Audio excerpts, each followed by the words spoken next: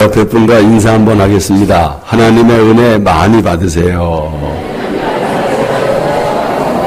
네. 그 어느 에어로빅 센터에 그 말하는 최신 전자저울이 들어왔대요. 말하는 전자저울이 있나요? 어느 날 120kg이나 되는 한 아주머니가 올라가니까 전자저울이 말을 하더래요. 삐삐삐 경고 1인용입니다. 한 사람은 내려가 주세요. 어떤 사람이 의사 선생님이 이제 소변을 받아오라고 그랬대요. 그 사람이 재빨리 집에 가서 큰 병에 아주 소변을 가득 담아왔대요. 의사 선생님이 아니 무슨 소변을 이렇게 많이 가져왔느냐고 물으니까 남자가 하는 말이 이왕 가져왔으니 그냥 그대로 해보자고. 그래 그대로 검진을 했는데 아무 이상이 없자 이 남자가 재빨리 그냥 집에 전화를 걸어서 여보 우리 가족 모두 건강하대요. 마음 탁 놓으래요. 그랬대요. 여러분 요즘 사람들이 가장 관심을 갖고 있는 분야가 뭐겠어요? 건강입니다. 건강 관리하는 겁니다. 뭐 저도 운동을 하는데 여러분 중앙청변 한번 가보십시오. 얼마나 많은 사람들이 건강을 위해서 많은 노력을 하는지 몰라요. 뭐 남녀노소 가릴 것 없습니다. 뭐 사람들 그 운동하는 거 보면 어떤 분들은 막 이렇게 걷고 아주 모습들이 다 달라요. 여러분 참 건강이 중요하지요. 건강해야 무병장수하잖아요. 그런데 솔직히 그렇게 건강관리를 해서 얼마나 더 오래 살까요? 안 하는 사람보다. 뭐 여긴 뭐 한 10년 20년만 더 살아도 그게 어딥니까? 해야지요. 어쨌든 자신의 건강관리를 위해서 노력하는 것은 당연한 겁니다. 이거 안 하는 사람은 게으른 사람이죠. 저는 건강을 위해서 열심히 운동하는 사람을 지켜보면서 이런 생각이 나요. 인간은 영원히 사는 존재인데 왜 영생에 대해서는 관심을 안 가질까? 눈에 보이는 육체의 건강을 위해서는 저렇게 애를 쓰는데 영혼을 생각하지는 못할까? 이런 생각을 늘 합니다. 여러분 이 육신이라고 하는 것은 아무리 건강해서 오래 살아도 100년 내외밖에는 살지를 못합니다. 그렇죠? 그러나 영혼은 영원히 사는 것입니다. 그럼에도 이 영원히 사는 영생의 문제에 대해서 사람들이 관심을 갖지 않습니다. 영생의 길에 대해서 묻지 않습니다. 오로지 육신을 주로 생각하면서 사는 거지요. 여러분 성경에 이런 말씀이 있습니다. 이 말씀 한번 들어보세요. 다 같이 우리가 주목하는 것은 보이는 것이 아니요 보이지 않는 것이니 보이는 것은 잠깐이요 보이지 않는 것은 영원함이라. 아멘. 사람들은 보이는 것에 주목하지만 진짜 주목해야 될 것은 뭐라는 겁니까? 보이지 않는 거라는 거예요. 여러분 눈에 보이는 세계가 있고 보이지 않는 세계가 있습니다. 그런데 눈에 보이는 것은 잠깐이고 보이지 않는 것은 영원하다는 거예요. 눈에 보이는 물질 세계는 잠깐이요 보이지 않는 영적 세계는 영원하다. 보이는 이 육체는 잠깐이요 보이지 않는 영혼은 영원하다. 보이는 이 세상은 잠깐이요 보이지 않는 영원한 하나님 나라가 있습니다. 그런데 우리가 주목해야 하는 것은 보이는 것이 아니요 보이지 않는 것이다. 그럼에도 사람들은 뭐를 주목하며 삽니까? 보이는 육체를 위해서 어떻게 하면 이 보이는 세상에서 육체를 가지고 좀 더 오래 살까? 여기에 몰두하고 있다는 거죠. 그러므로 오늘 저는 여러분의 잃어버린 영혼을 찾아드리고 싶습니다. 그래서 여러분을 초대해서 오늘 이 말씀을 드리는 것입니다. 모처럼 정말 잃어버린 영혼을 찾으셔서 영생하시기를 주의 이름으로 축원합니다. 과연 영혼이 있을까? 정말 사람은 영생하는가? 맞습니다, 여러분. 그런 것입니다. 왜냐? 창조주 하나님께서 맨 처음 인간을 지으실 때 어떻게 지으셨느냐. 자, 이 말씀입니다. 다 같이 하나님이 자기 형상 곧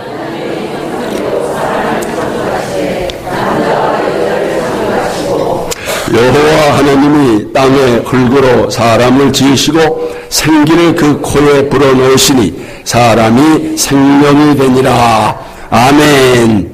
하나님께서 인간을 지을 때 영적 존재로 지으신 것입니다. 여러분 이 말씀 다시 보세요. 여기 하나님의 형상, 이게 뭡니까? 이게 영입니다. 하나님이 영이시거든요. 그래서 하나님의 형상대로 지었다는 것은 인간이 영적 존재로 만드셨다. 흙으로 사람을 지으셨는데 이 흙이 바로 육체입니다. 예. 여러분 흙의 원소와 우리 육체의 원소가 똑같다 그러잖아요. 예. 그러니까 사람이 죽어서 흙에 들어가면 흙이 되어버리잖아요. 하나님의 생기를 그 코에 불어넣었는데 이 생기가 바로 뭡니까? 이게 영입니다. 이게 영혼입니다.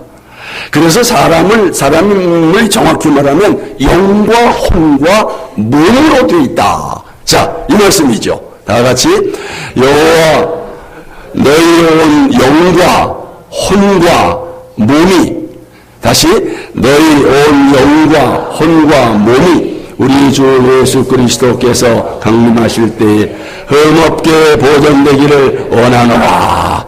이렇게 되시기를 축원합니다. 이렇게 하나님께서는 사람을 영혼이 있는 영적 존재로 지으신 것입니다. 여러분 그리스 철학에서는 세 가지 혼이 있다고 말합니다. 그 세 가지 혼이 뭐예요? 생혼, 그 다음에 각혼, 그 다음에 영혼입니다. 나무나 풀 등 모든 생물에는 생혼이 있다. 그리고 보고 듣고 느끼는 감각하는 동물에게는 생혼과 함께 각혼이 있다. 그런데 유독 사람에겐 생혼과 각혼에다가 뭐가 있다? 영혼까지 있다. 일리가 있는 말이죠. 여러분 전도서에 이런 말씀이 있는데 한번 읽어보겠습니다. 인생들의 혼은 어디로 가고, 이 인생의 혼이 뭐예요? 이게 영혼이죠. 이건 위로 올라가고, 짐승의 혼은 아까 뭐라 그랬어요? 각혼이라 그랬죠. 이 혼은 어디로 간다? 아래 곧 땅으로 내려가는 줄을 누가 알랴. 여러분 아시기를 바랍니다. 인간은 물질적인 육체와 영혼의 결합체입니다. 그래서 육체는 흙에서 나는 식물을 먹고 영혼은 위로부터 주시는 하나님의 말씀을 먹어야 합니다. 여러분 그래서 예수님께서 이렇게 말씀하신 겁니다. 다 같이 사람이 떡으로만 살 것이 아니요 하나님의 입으로부터 나오는 모든 말씀으로 살 것이라. 아멘. 그러니까 육체는 밥을 먹지만 영혼은 하나님의 말씀을 먹는다. 여러분이 오늘 여러분의 영혼이 하나님의 말씀을 먹는 줄로 압니다. 여러분 인간의 영혼을 살찌우는 것은 음식이나 물질의 부요가 아닙니다. 하나님의 말씀입니다. 말씀을 먹어야 돼요. 그러면서 사람들은 수단 방법을 가리지 않고 그냥 물질만 이렇게 추구를 하는 거죠. 그러나 여러분 물질을 추구하면 출수록 영혼은 상대적으로 빈곤감을 느끼게 되고 결국은 허무만이 남게 된다. 여러분 인간의 죽음이라고 하는 것이 뭐냐? 영혼과 육체가 분리되는 것이 죽음입니다. 육체라는 집에 장막에 살고 있던 영혼이 하나님 나라로 이사를 가는 것이 곧 죽음이다. 그러니까 죽으면 없어지는 게 아닙니다. 어떤 사람은 자살하면 끝난다고 생각하지만 아닙니다. 자기 스스로 자기 육체는 죽일지 모르나 자기 영혼은 죽일 수가 없는 것입니다. 여러분 이 말씀 한번 보십시오. 다 같이 만일 땅에 있는 우리의 장막집이 무너지면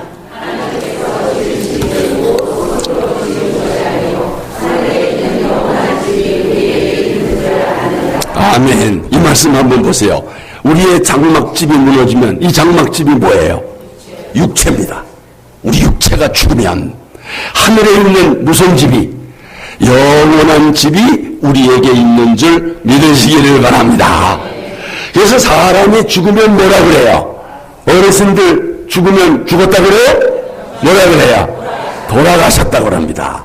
하나님 아버지 집으로 그 영혼이 돌아간 것입니다.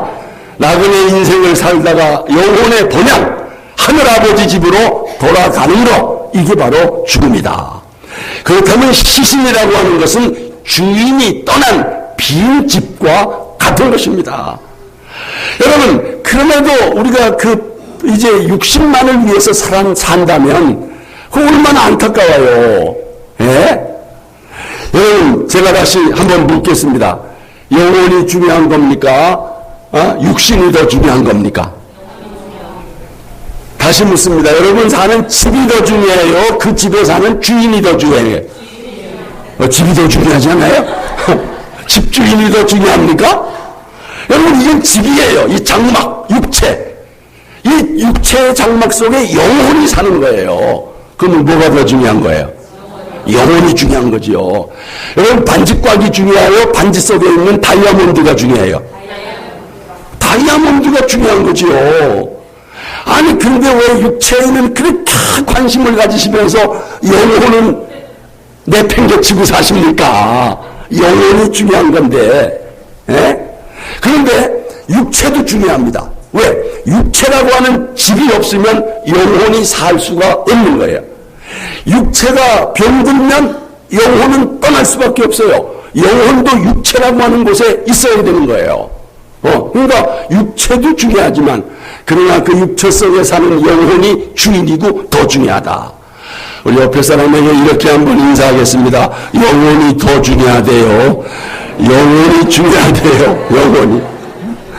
여러분, 이제부터 영혼에 대해서 관심을 좀 가지시기를 바랍니다. 육체에 대해서 관심 갖는 거 반만이라도, 아니 반의 반만이라도 영혼에 관심을 가지시기를 주의 이름으로 축원합니다. 여러분, 이분이 누군가 한번 사진 좀 보세요. 잘생긴 어르신이 지금 사진에 나왔는데 누구예요? 그렇지요. 삼성그룹의 창업자 고 이병철 회장 아닙니까?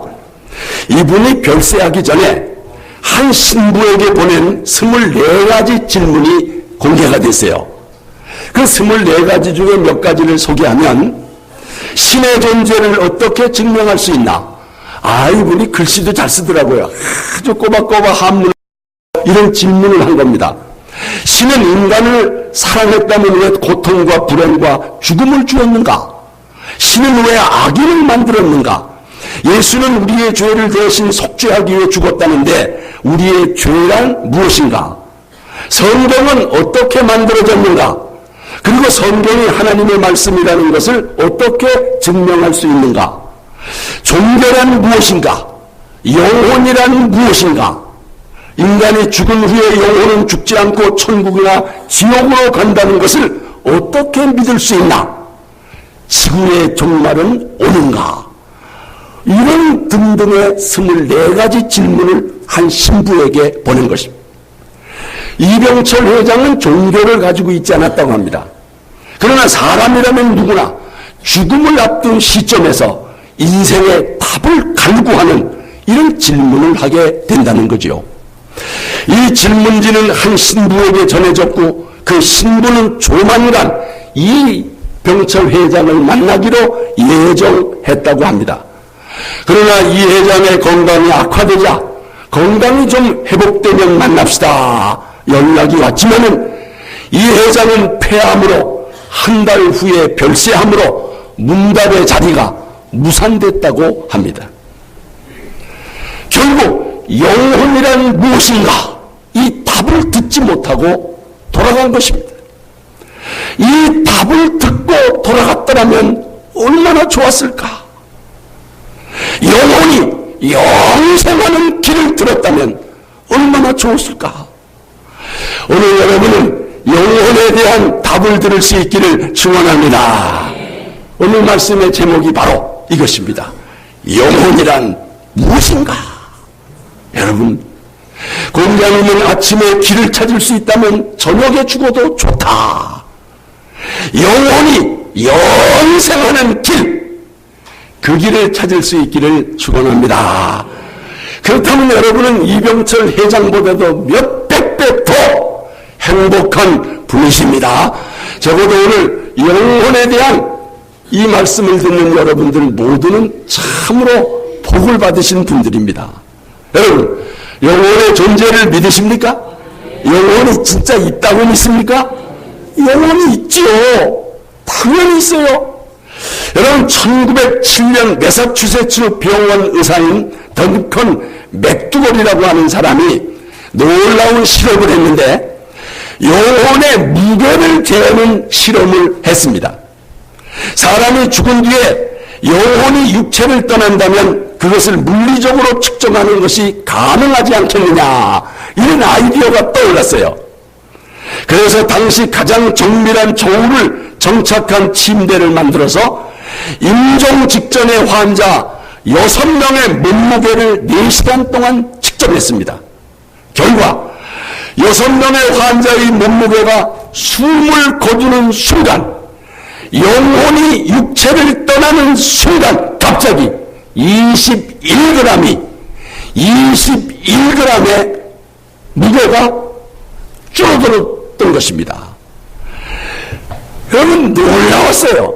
6명이 똑같이 죽으면 21g의 무게가 떨어지는 거예요. 그래서 이 맥두걸 박사는 이 21g이 바로 영혼의 무게다, 이런 얘기를 했습니다. 성경에 없는 얘기지만 뭔가 암시하는 바가 있다는 거죠. 근데 여러분, 강아지를 15마리를 대상으로 똑같은 실험을 했는데 사람과는 달리 개는 죽을 때에 몸무게의 변화가 전혀 없더라. 그 이유가 뭘까요? 개에게는 영혼이 없기 때문에. 짐승에게는 영혼이 없지만 사람에게는 영혼이 있다는 이유로 설명할 수밖에 없다는 거죠. 여러분, 사람의 영혼이 있다는 거 믿으세요. 이 영혼은 죽지도 않고 없어지지도 않는 것입니다. 다만 죽는다는 건 육체가 죽는 거지 영혼은 죽지 않는 것입니다. 여러분, 오늘 과학자들이 철칙으로 믿고 있는 법칙이 하나 있는데 이게 뭐라고요? 질량불변의 법칙이다. 이 세상에 있는 여러 종류의 물질은 형태는 변하지만 물질 자체는 없어지거나 변하지 않는다.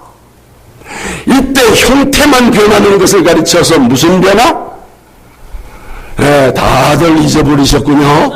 물리적 변화. 질까지 변하는 것을 무슨 변화? 화학적 변화. 그래서 물이 얼음이 되는 것은 무슨 변화예요? 너무 어려운 걸 물어보네요. 물리적 변화죠.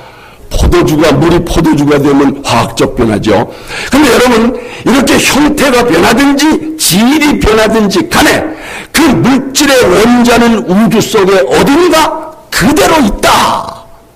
이것이 저 법칙입니다. 가령 사람이 죽게 되면 뼈와 살이 되었던 물질도 형태는 변합니다. 그렇지만 아주 없어지는 것은 아닙니다. 근본 재료인 원자는 땅속에 그대로 있는 것입니다. 그런데 재밌는 것은 성경의 에스겔 골짜기에 죽은 뼈들이 어떻게 됐어요? 맞아떨어져요. 이게 흩어졌던 원자들이 모이면 다시 몸이 되는 거지요. 예수님이 재림하실 때에 우리 육체가 다시 부활하게 되지 않습니까? 흩어졌던 우리의 육체의 원자들이 다시 모여져서 새로운 모습으로 부활체로 다시 부활하게 될 것을 믿으시기를 바랍니다. 여러분, 물질도 불변하는데 영혼이 없어지겠습니까? 아니, 물질도 변하지 않는데 영혼이 변하겠느냐? 그런 리가 없다는 게. 물질이 불멸한다면 영혼은 말할 것도 없이 불멸하는 줄로 믿으시기를 바랍니다. 그런데도 100년도 못 사는 육신에만 관심을 쏟고 불멸의 영혼에 대하여 다들 무관심한 것입니다. 이것이 얼마나 어리석은 일인가. 여러분, 불멸의 영혼에 대하여 관심을 가져야 합니다. 예수님께서는 누가복음 12장에서 어리석은 부자에 대해서 말씀하셨습니다. 한 부자가 있었는데 해마다 농사가 풍년이 돼서 곡식 쌓아둘 것이 없습니다. 너무너무 곡식이 많아서 고민하던 부자가 곡간을 더 짓고 또 쌓아두고 곡간을 더 짓고 또 쌓아두고 잔뜩 쌓아두었어요. 하지만 이 부자를 지켜보시던 하나님께서 뭐라고 말씀하셨느냐? 자, 앞에 보시고 이 말씀입니다. 어리석은 자여,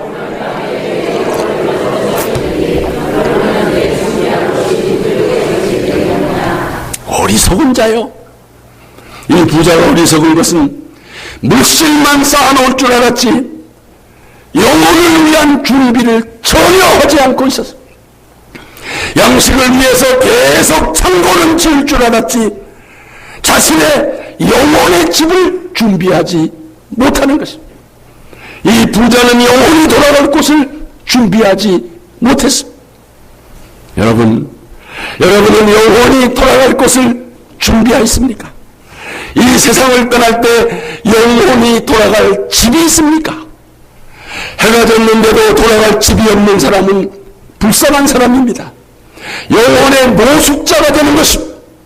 오늘 밤에라도 하나님께서 여러분의 영혼을 부르실 때 돌아갈 집이 있기를 축원합니다. 그 집이 뭡니까? 예수님께서 말씀한 내 아버지 집에 거할 곳이 많도다. 내가 너희 있을 것을 예비하고 다시 와서 너희를 내게로 데려가리라. 이 주님이 예비하신 집을 소망하는 사람은 아무 걱정도 없어요.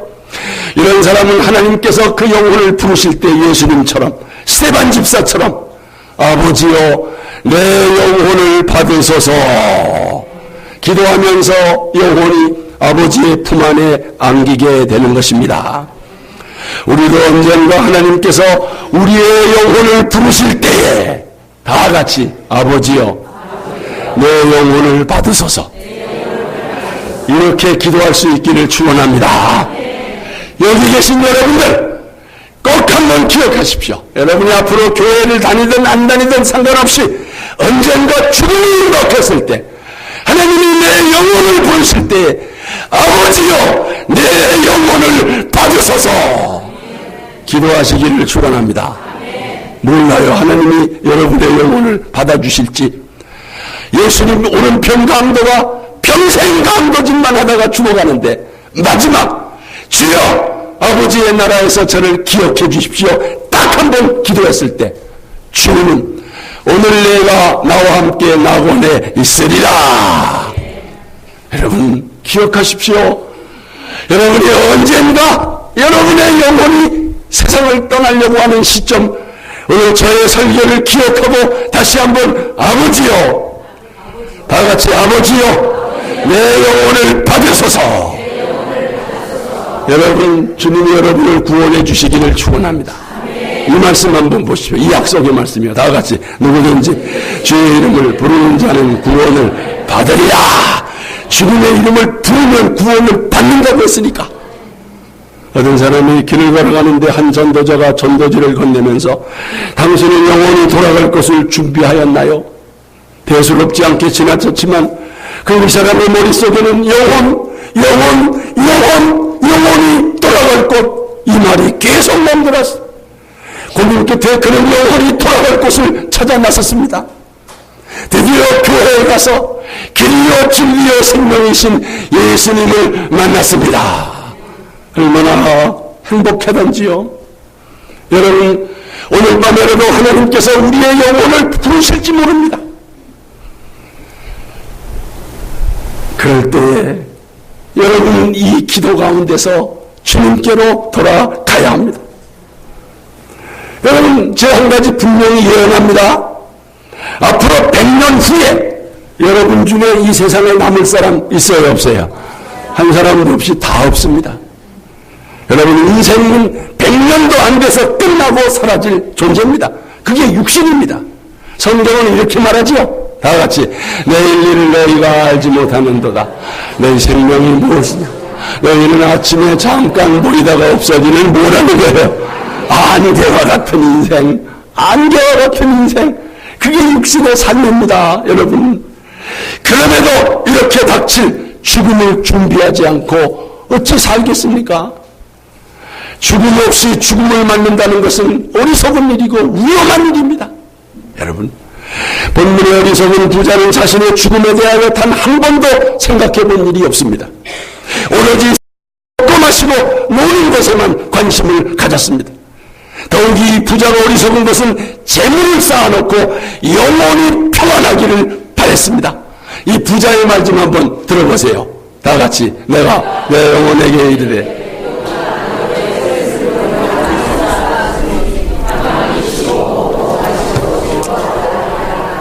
여러분, 돈이 많다고 영혼이 평안할까요? 살기가 풍요로워진 현대인들이 가난했던 우리 할아버지 할머니보다 행복하게 삽니까? 돈이 많으면 그만큼 영혼은 더 근심이 많고 더 고달퍼지는 것입니다. 문제는 언제 하나님이 우리를 부르실지 모르기 때문에 영혼이 돌아갈 것을 항상 준비해야 합니다. 이제 제가 얘기 하나로 설교를 마치겠습니다. 연세 조금 드신 분들은 옛날 고재봉이라고 하는 사형수를 기억할 것입니다. 기억하시는 분 계시죠? 고재봉. 1963년 10월 19일 새벽 강원도 인제군 남편 오론리에서 대대장이었던 이준영 일가족 6명을 도끼로 살해하는 만행을 저지른 사형수지요. 고재봉은 부대장이었던 박모중령의 관사에서 여러 가지 잡일을 해주다가 서재에서 작은 물건 하나를 들고 나오다가 들켰습니다. 그 요인에 박중령의 집에서 일어났던 모든 도난 사건의 장본인으로 찍혀서 7개월 동안 억울한 복역을 했습니다. 출소 후에 고재봉은 이른 새벽 박중령이 살았던 관사로 찾아가서 그토록 끔찍한 도끼 살인사건을 저질렀습니다. 잠을 자는 가족들, 부모, 아기들까지 다 도끼로 죽였습니다. 그런데 어찌된 일입니까? 정작 죽이려던 박중령은 다른 곳으로 전출해가 버렸고 그 관사에는 이덕주 중령 가족이 새로 부임해 와서 이제 며칠 지난 바로 그때였습니다. 그러니 박중령이 아니라 이중령 일가족 6명이 도끼에 난자를 당했던 거지요. 고재봉이 얼마나 억울합니까? 붙잡혀서 사형수가 되었고 교도소에서 악만 노릇을 합니다. 그에게 누구든지 나타나기만 하면 그는 눈깔 확 쑤셔 꺼져버려. 이게 아주 인사해. 눈깔 확 쑤셔 꺼져버려. 아주 완전히 정말 악마예요. 여러분, 많은 사람들이 계속 전도를 했습니다. 끝까지 거부합니다. 그러나 여러분, 어느 날 성령의 역사로 이 고재봉이 처절하게 회개를 합니다. 몇 날 동안 울면서 회개합니다. 기도하다가 방언을 받고 성령의 불세례를 받고 천국과 지옥의 환상을 봅니다. 순식간에 성경을 5번이나 통독을 했습니다. 그 후 고재봉은 깜빵 전도인으로 변신합니다. 허락을 받아서 처음에는요, 목사님이 고재봉이 전도하고 싶다는데 어쩝니까 그랬더니 교도소 원장하는 말, 그 새끼 풀어놓으면 눈깔나만 하는 거 없습니다. 안 됩니다. 다 빼냅니다. 목사님이 책임져 주실래? 내가 책임져 진다고. 그러니까 교도소 방방을 다니면서 전도합니다. 성경 끼고 어이 하면서 자기 간증하면서. 여러분, 이렇게 전도를 해서 고재봉이 사형집행 당할 때까지 무려 1800명의 죄수들을 전도했습니다. 1800명. 고재봉이 1964년 3월 10일 사형정으로 가면서 같이 있던 죄수들에게 마지막 전도합니다. 여러분, 정말 고마웠습니다. 울지 마십시오. 성경 열심히 읽으십시오. 우리 다시 만납시다. 마지막으로 코로나 오는데 옆방의 고재봉의 전도를 끝까지 거부하던 서하사라고 하는 사형수에게 자기가 쓰던 성경책을 주면서 전도합니다. 나 오늘 천국으로 갑니다. 이건 그동안 내가 은혜 받던 성경책인데 서사께 드릴 테니 꼭 읽으세요. 이 세상에서 한 번 죽는 것은 아무것도 아닙니다. 죽은 후에 심판이 있고 예수 믿지 않는 사람은 영원한 지옥으로 갑니다. 고재봉의 마지막 전도를 받은 서하사, 열심히 예수 믿다가 사형당할 때 당시 양정신이라고 하는 맹인 목사님에게 자기의 눈을 기증하고 죽습니다. 드디어 고재봉은 사형대에 섰고 눈을 가린 채 나무 기둥에 묶여 있습니다. 그리고 자기를 향해 방아쇠를 당기려고 준비하고 있던 사격수들을 위해서 기도합니다. 주님, 나를 쏘아야 되는 저분들을 용서해 주시고 축복하소서. 저분들은 내가 미워서 쏘는 것이 아니라 이유 때문에 쏘는 것입니다. 저분들 마음속에 괴로움이 없게 해주시고 예수 믿고 구원받게 해 주옵소서. 집행관이 고재봉에게 마지막 할 말이 없는가? 고재봉은 요한복음 3장 16절을 암송합니다. 하나님이 세상을 이처럼 사랑하사 독생자를 주셨으니 누구든지 저를 믿는 자마다 멸망치 않게 하려 하심이라. 그리고는 아버지, 저의 영혼을 받아 주옵소서. 기도한 후에 제가 찬송을 부를 때 저를 제 하나님 아버지께로 보내주십시오. 고재봉은 평온한 얼굴로 찬송을 부르기 시작했습니다. 찬송가 279장이죠. 부르지 마세요. 네. 네, 이게 고재봉이 부른 거예요. 예배하신 구세 주여, 내가 비오니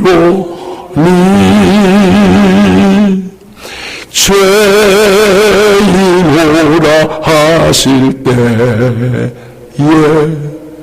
날 부르소서. 이때 하늘에서 하나님께서 천군 천사를 내려보내서 고재봉의 영혼을 맞이했습니다. 놀라운 광경은 고재봉이 마지막 사형장에서 돌아가는 그 광경이 너무나도 신비로워서 그 사형장에 있던 많은 사람들이 믿게 되었다는 것입니다. 여러분,